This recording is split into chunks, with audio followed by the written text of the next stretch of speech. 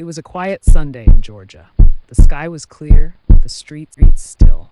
A 25-year-old man stepped outside to do something he'd done countless times before: go for a run. He laced up his sneakers, stretched, and started jogging through a neighborhood just a few miles from his home. His name was Ahmaud Arbery. Ahmaud was known for his bright smile and calm spirit. He had been a high school football standout, but after graduation, he stayed close to home. He ran often. It was his way to keep fit, clear his head, and stay focused. That morning, his route took him through Satilla Shores, a predominantly white suburb in Brunswick, Georgia.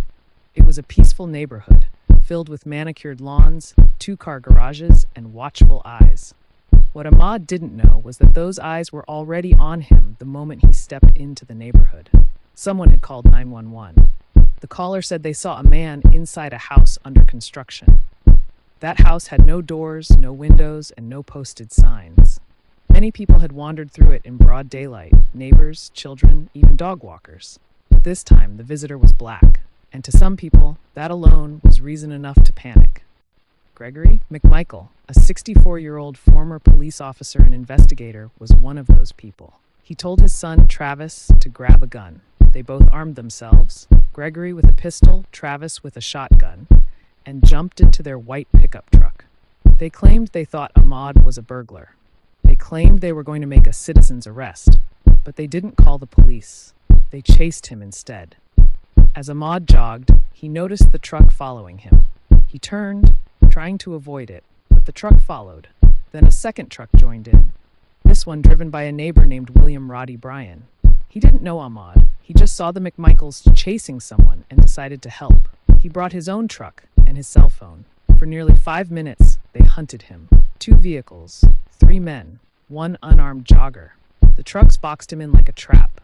Ahmaud ran harder, tried to escape down a side street, but they cut him off. He turned again, now breathing heavy, exhausted, out of options.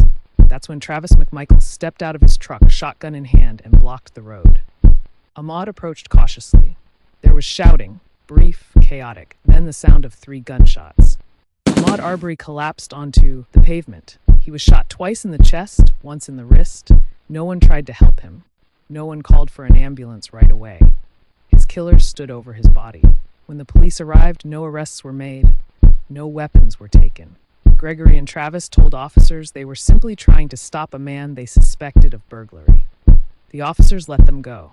There were no charges, no press conferences, no public outrage. For 74 days, the case sat in silence. Like so many others before it, then a video leaked.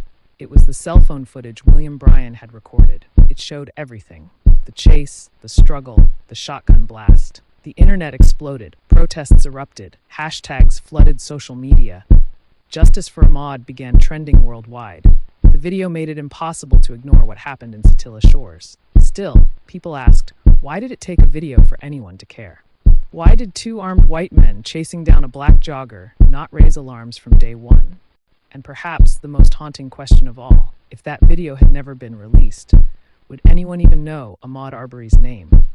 In episode 2, we'll follow the fallout, the national uproar, the arrests, the trial, and the legacy Ahmaud left behind. Because the story didn't end on that street. It was only the beginning. The video was clear. It showed what no report ever said. Ahmaud Arbery was hunted. He was gunned down. And for 74 days, no one paid the price. But the world had seen it now. Under growing pressure, the case was removed from local hands. The Georgia Bureau of Investigation took over. And almost overnight, everything changed.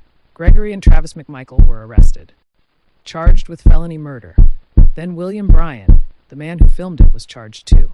It took national outrage to get a basic response.